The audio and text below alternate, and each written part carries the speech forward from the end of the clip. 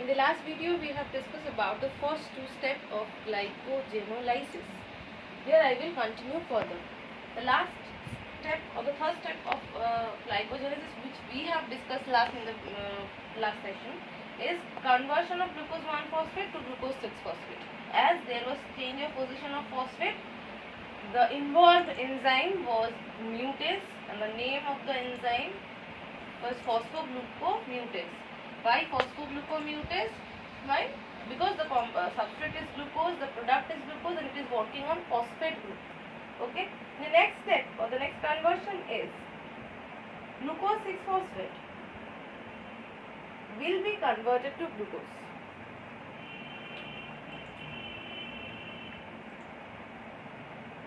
If we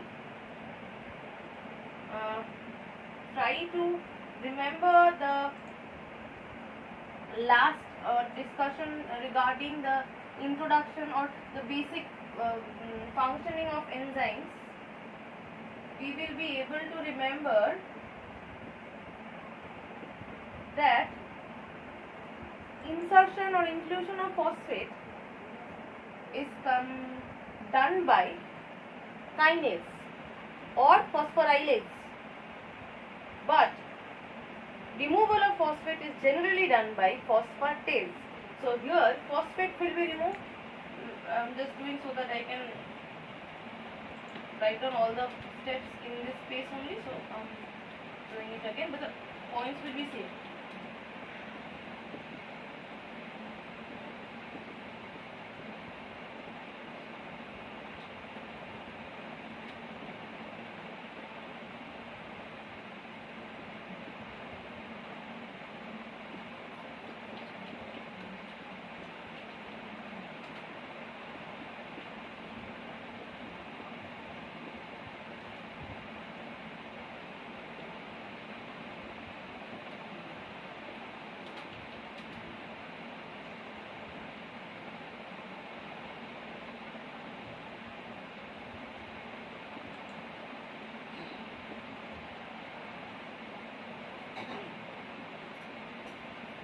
So glucose 6-phosphate will be converted to glucose. So here we can clearly understand that this phosphate will be released by this molecule, and it will be holding no phosphate any longer. Okay. This will be done by phosphatase.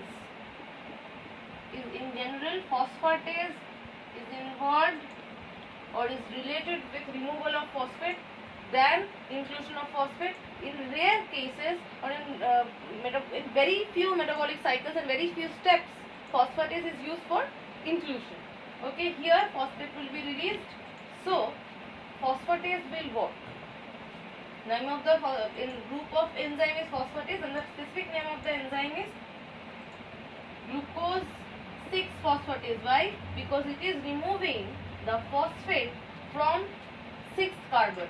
So glucose 6-phosphatase is the name of the enzyme. But there is something which we have to rethink again. There is constant alteration and change in metabolic cycles in our body. Sudden drop of glucose level, sudden rise of glucose level. Suppose when glycogen is being converted to glucose, the blood glucose level is rising, but after a certain time it reaches the reference range. Then our body does not need to convert it to glucose any longer, or it may be there may be a crisis of energy, right? Energy crisis. Then our body does not have to convert it to glucose. Then that glucose will enter glycolysis. It will take time, because glucose is the first substrate of glycolysis. So when we are converting entire glycogen to glucose, then it will enter glycolysis. So it will take a long time. Body has to cooperate with the glucose level of blood. Body has to maintain the blood glucose level. It will do it anyhow by using any source, or in any way it is possible to maintain. What body will do? Glucose 6-phosphate is an intermediate of glycolysis. What is intermediate? The products produced in between of a biochemical reaction. First product and end product. There are there are several chemical structures which are formed, again broken down, again reformed throughout a metabolic cycle. Those products, except the first substrate and the end product, the products produced in between are called intermediates. Glucose 6 is an intermediate of glycolysis. That means glucose 6-phosphate is formed in the middle or in the third or fourth step of glycolysis. So if this glucose 6-phosphate can directly enter to glycolysis, our body will be able to produce energy faster than using this glucose for production of ATP. So a certain amount of glucose 6-phosphate is converted to glucose, major portion is converted to glucose, and a little portion or a certain portion enters glycolysis and produces pyruvic acid and lactic acid. Why lactic acid? This can be done, or this can happen in two conditions. Either the person is starving or is in her fasting or his fasting, or it may be the incident may be is the person has consumed a certain amount of food, but that was not adequate according to his activity, suppose, or her activity. Suppose when I'm about to take a class, I consume a certain amount of food in lunchtime, but if I am supposed to run after the lunchtime, then I need more energy at the time of doing that activity than taking class. So if I have consumed equal amount of food on the day I am supposed to run after the lunch break also, then when I will run, or my body will lack energy and it will not be able to use the absorbed glucose as energy currency, then my body will depend on my stored. Then my stored glycogen will be used for production of energy. Now when I am running, I usually do not run after lunch, or I am not an athlete. So when I will start running, after a certain time my body will have problem in inhaling enough oxygen. So my body will lack oxygen also. At that time my body will not be able to perform aerobic respiration. At that time my body will perform anaerobic respiration. So if my body shifts from aerobic respiration to anaerobic respiration, at that time it will not be able to produce pyruvic acid, it will produce lactic acid as a result of anaerobic respiration or incomplete oxidation of glucose.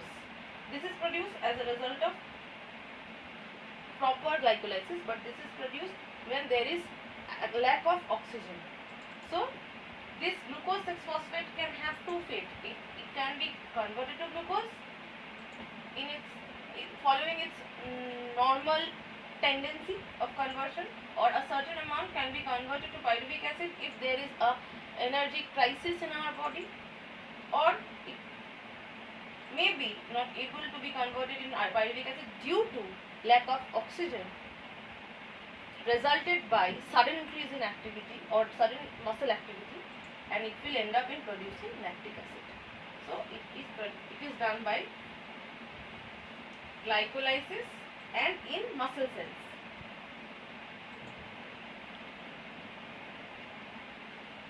So glycolysis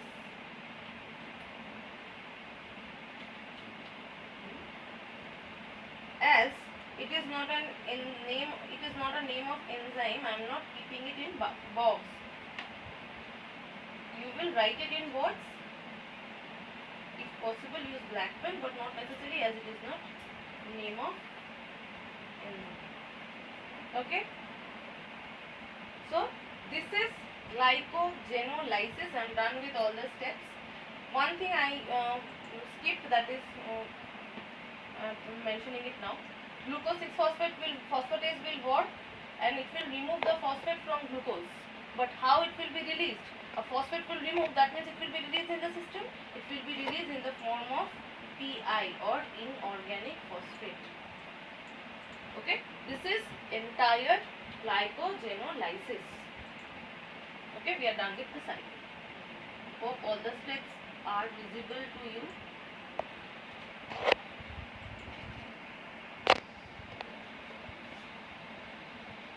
pause.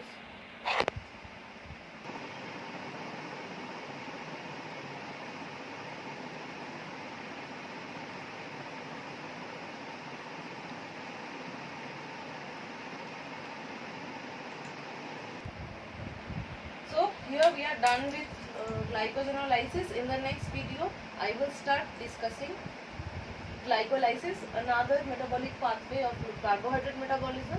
And glycolysis involves many steps and many conversions. So from the next cycle, it will be a little more tougher for you, and I will try to give justification for every step so that it becomes easier for you to understand.